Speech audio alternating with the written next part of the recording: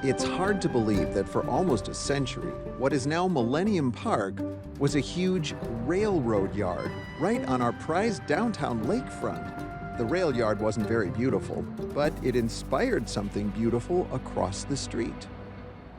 The Chicago Cultural Center, built as the Chicago Public Library in 1897. The walls inside are encrusted with mosaic tiles in swirling designs, framing the names of famous authors and quotes in many world languages. So, how did the old railroad yard across the street inspire these mosaics? Well, those steam trains spewed tons of soot into the air that settled in thick layers inside the library. So mosaic tile was chosen for the decor in part because it was easy to clean. The walls sparkle as you move past them.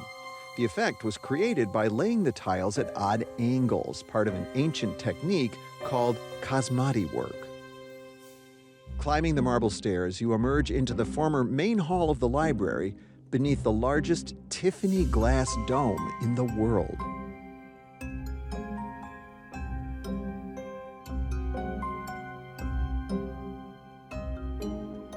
Am I telling you or what?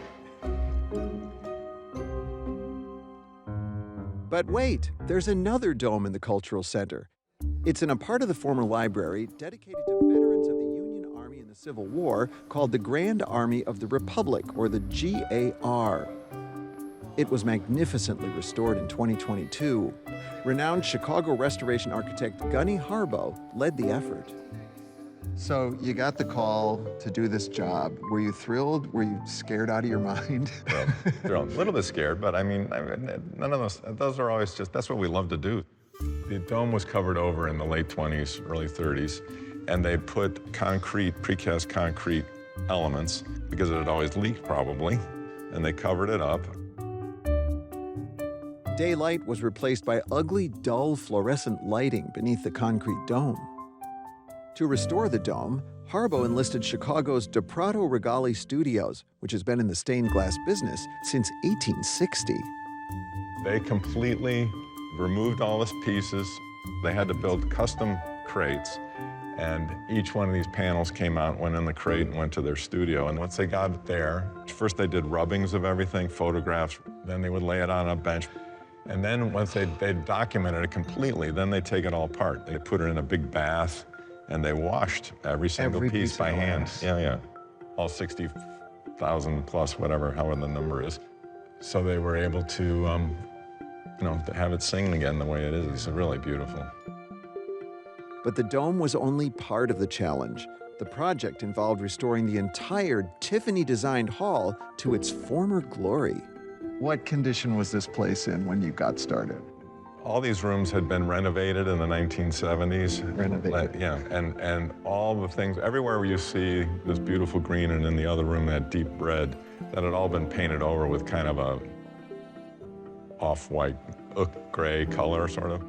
Restoring colors typically involves repainting surfaces to replicate the original. But here, thanks to a remarkable discovery, Harbaugh was able to unearth the original finishes for the first time in his career. We spent about a year in discovery and research, and we were able to see that you could remove this overburden paint and then this green paint, and in the other room the red paint, it was there. And that was like, whoa. But of course, all that paint had to be removed. That was the Herculean task of the crew that was in here for 6 months. They found they could cleave off the later paint, and it would leave the original surface there. And then they could, touch that up like you would to an actual painting. I mean, when you're looking at this thing, you are seeing pretty much what it was when it was first done. And that's unusual, very unusual. I've never had in 30 plus years, I've never had a project where we were able to really conserve original surfaces in the manner we did this. You've done a lot of restoration, but this job actually has some personal meaning for you. I didn't realize it at the beginning, but it was a revelation during the course of the thing. And what was the key is in that room, there's this big ornamental medallion on the wall, metal. And I thought, you know, that looks familiar to me. And I knew I had this, which is the GAR pin that my great-grandfather and my namesake, and he served in the Civil War. He was mustered 3 times. The first time he was 16 and a half. And finally, near the end of the war is when he actually served. There is this period in the history of a building where it's not quite old enough to be historic yet. It just seems old. And isn't that when buildings are really at risk? Yeah, this building was going to be destroyed. I mean, that's, you know, can you believe that? Yeah, but it's true. What have we preserved by not tearing it down?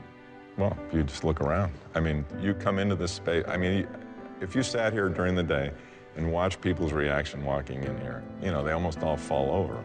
Your body reacts in a way that is beyond your consciousness. And maybe this glorious restoration will hit visitors on an even deeper level. Drawn here by the newly restored beauty, they might think about, even feel the sacrifice of those who fought to end slavery and restore the Union.